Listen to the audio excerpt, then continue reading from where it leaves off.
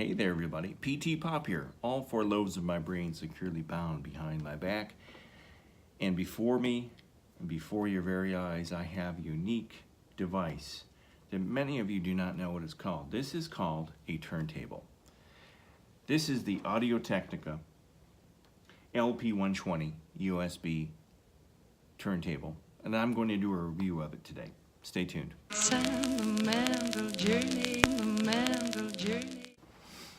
Many of you may not know that in the old days when I walked uphill backwards in the snow both ways, we'd come home from school, my friends and I. This is in the 1980s. Even in the 1970s, and we'd get together, we'd go over to one or the other person's house. We'd go into their bedroom and we'd put a record on the turntable and we would actually listen to an entire record. We would just sit and listen to the record. And it was something that all kids I know did. I had friends that listened to Black Sabbath, AC/DC. I listened to the Beatles. I had other friends that listened to like Devo, Oingo Boingo, Men at Work, things like that. And it was a social event. You'd sit down, there were no drugs involved, at least not with my friends.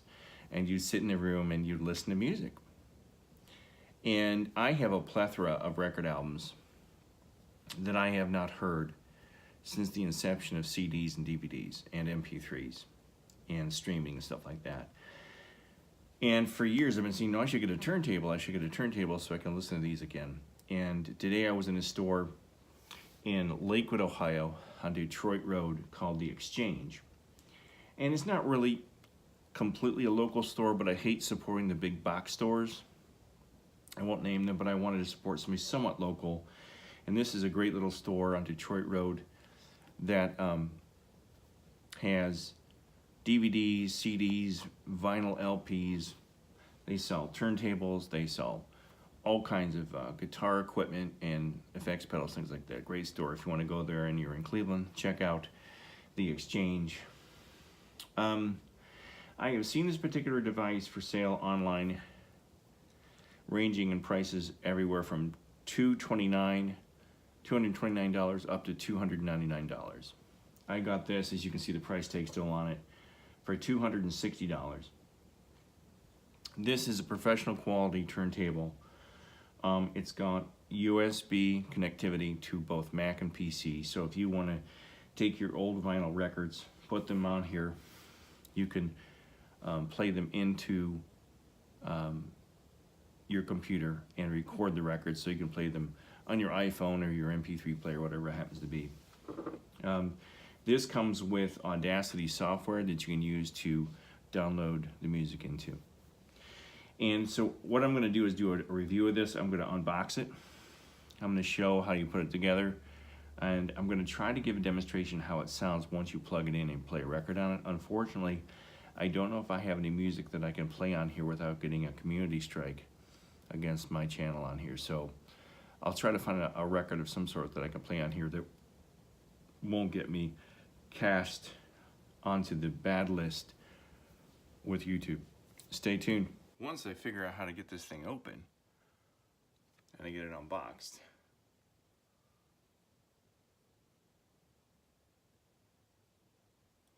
we will go from there.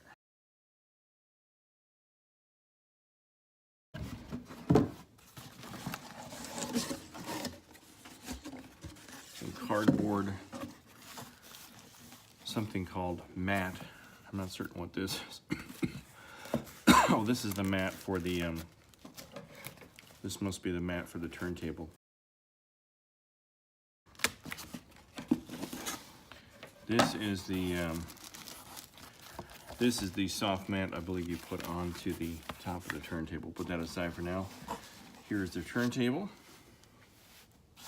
And this is the dust cover for the turntable in a nicely packaged in styrofoam. Put this aside, along with the mat. And we've got a variety of, we've got the cables, we've got some cables. And we've got a DVD, a CD with some software in it, which I don't think I can install into my computer because I don't have a CD player anymore. It's all I'll have to download it from the internet. These are the directions how to put it all together. And this is the turntable, some more cables. These are cables, the RCA connected to the speakers. And then, I'm not certain how you get this puppy out of here, man.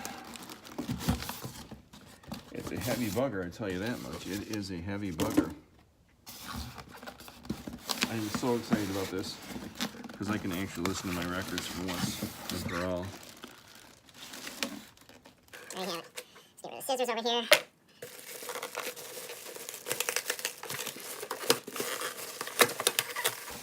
Oh, I see. There's accessories under here. Oh, the turntable platter is underneath it. Turntable platter. As you can see, this is the turntable platter that is underneath the styrofoam. We got a power cable, and it's all packaging tape, power cable. It says here that this turntable is set to operate at 115 VAC from the factory. Please check the supply voltage before use. I guess it has a volt selector, depending on, I believe, what country you live in and the amount of voltage we got coming into it. I'll have to check on that. I think here in the US we're 115 VAC. I believe Europe is probably 230. All right, so it's in a nice, sexy plastic bag. There you have it. One sexy Audio Technica lp120 USB turntable. I'm loving it. Now it's just a matter of putting it all together and seeing how it works. So this is a little plastic envelope that contains the directions and a variety of cables and some software. So rip this puppy open. Looks like you have an adapter cable in here.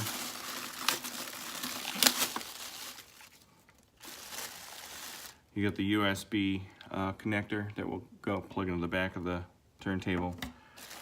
Looks like you've got a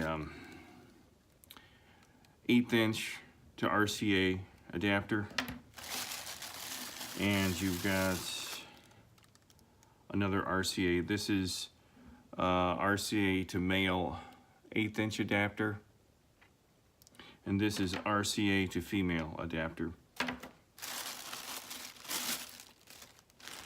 This is your software, which I'm not going to be able to use. Hopefully I can download this from the internet, but I think this has the Audacity on it. Yeah, this is Audacity software, but I don't have a computer with a CD drive anymore, a DVD drive. My Mac doesn't have it.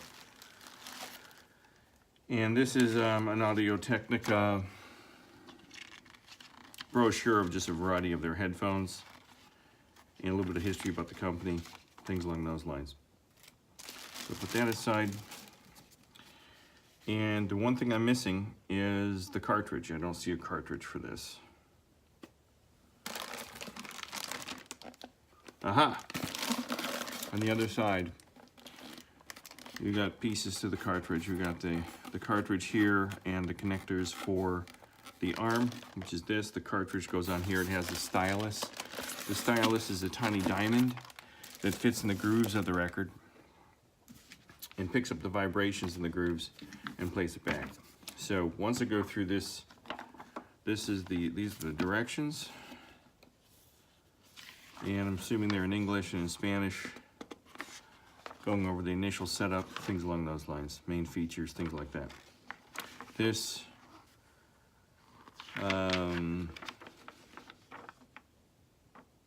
a note about the software requirements for PC or Mac. This is the platter. This is where you place the LP. It sits on top of here and it spins. Just slide the platter over that center spindle, and in that little circle in the top right corner of the screen is where the voltage selector is. Each turntable comes pre-selected with the voltage for the country that the turntable is delivered to. So you shouldn't have to select the voltage, but just in case you have to, it's in that little circle on the top of the platter, and you can slide between one voltage or the other. There's a variety of twisty ties that hold the arm down, so you have to untwist those, remove them, and then take the cartridge and then slide it onto the end of the arm. And then there's a screw that you turn. So slide the cartridge in, then with your right hand screw, and it'll pull the cartridge in and lock it into place. It's a pretty simple procedure, but the cartridge contains a stylus which you place onto the vinyl LP that picks up the vibrations from the grooves and gets the music to come off of the vinyl platter. The counterweight, the 45 LP adapter, and the cartridge are all stored and taped to the sides and the back of the styrofoam packaging that surrounds the turntable. There's a counterweight that you slip on and screw to the end of the arm, and there's a whole process involved in balancing your tone arm or the arm that I'm not familiar with.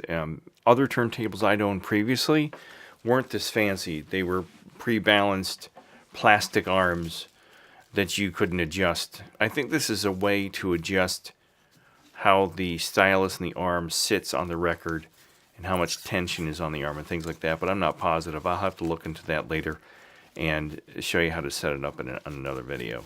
Ladies and gentlemen, the dust cover. This is basically to protect the turntable from dust. Dust is very corrosive, and if it builds up on the electric parts, and it can eat away at the electronics and the connectors, the copper connectors that are inside the turntable.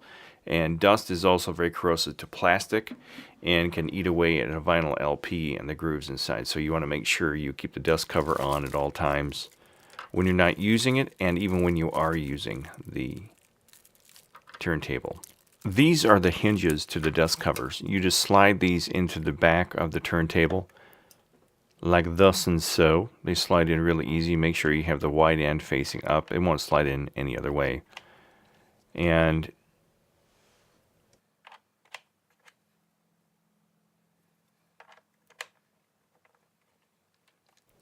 then slide the wide ends of the hinge into the slots in the back of the dust cover.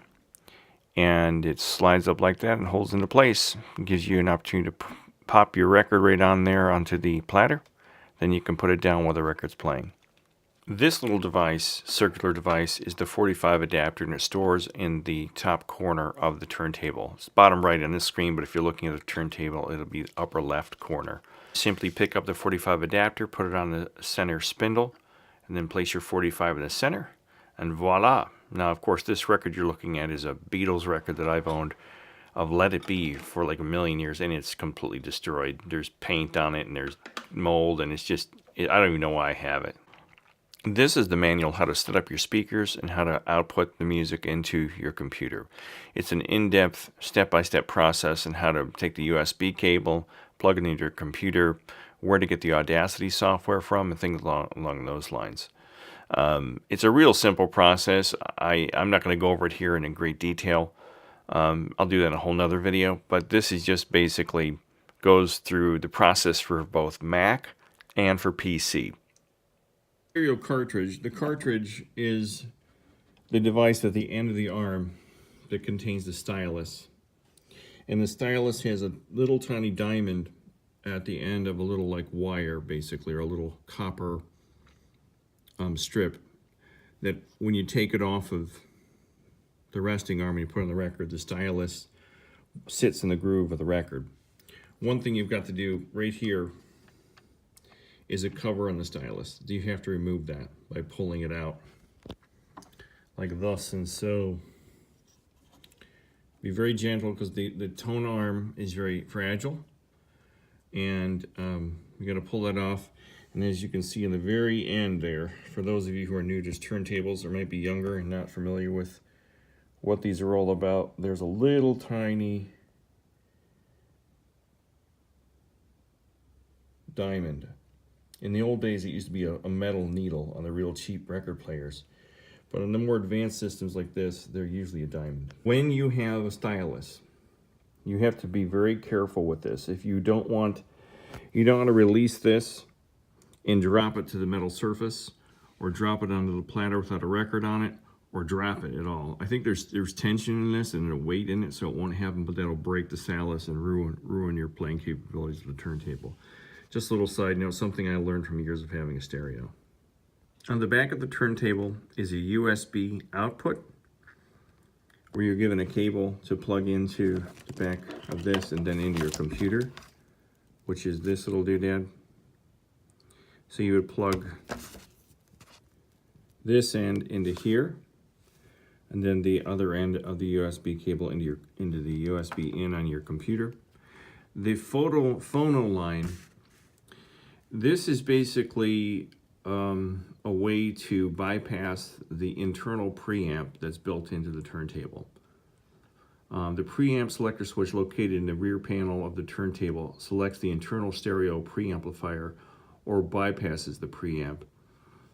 The manual says it's for use with systems having specialized magnetic phono input jacks. I believe you're supposed to bypass the preamp when you have powered speakers.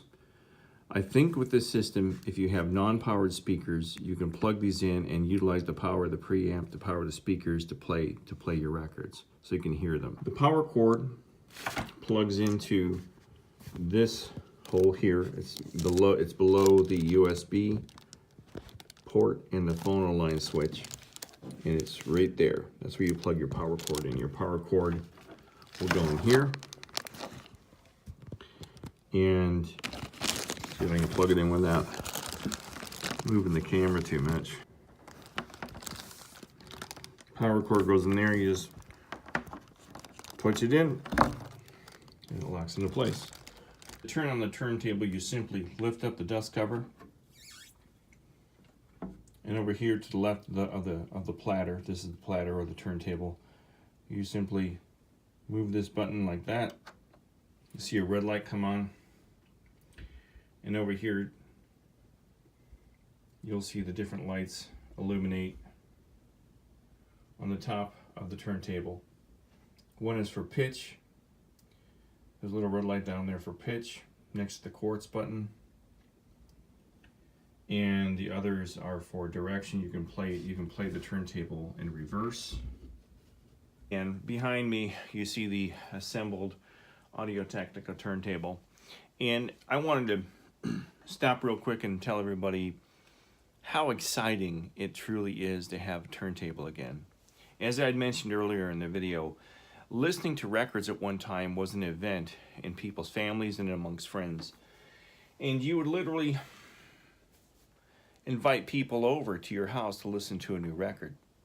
And it didn't matter who the group was. It didn't have to be rock and roll. This has been going on for probably maybe 100 years prior to turntables being mothballed and turned into dinosaurs. But you know, I remember my parents putting on a big band album in our dining room on an old turntable we had, and dancing to Glenn Miller and Harry James and Benny Goodman.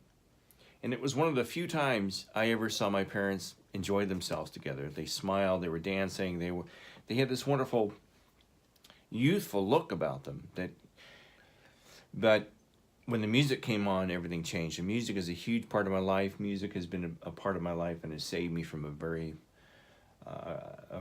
of bad times. And it's inspired good times. It's a great thing. So the turntable that I have here, I haven't plugged it in yet. I just got to set up here in my studio. I'm going to plug it into my computer and see what I can hear out of it.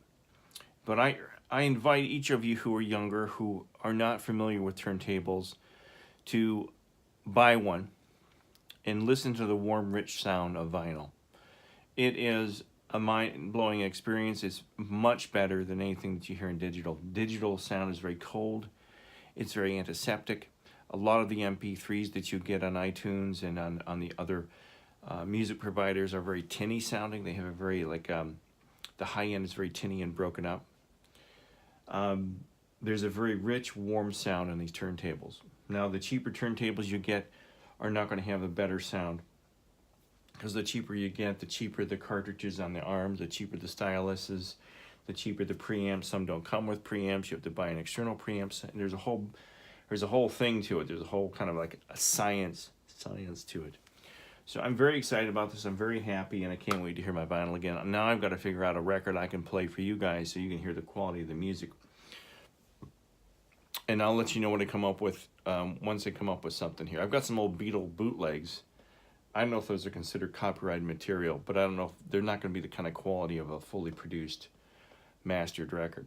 So I'll see what we come up with. This is Les Brown and his band of renown doing their take on Sentimental Journey. The vocalist sounds like Doris Day, but I'm not certain who the young lady is. This record is in really bad shape. Do not play your records with a brand new record player like I'm about to do, because it could ruin the stylus. I shouldn't do this, but just to give you an idea what it sounds like, I've got about 5 seconds of Sentimental Journey for your listening pleasure. That takes me back. Never thought my heart could be so yearning. Why did I decide to roam? Gotta take that sentimental journey,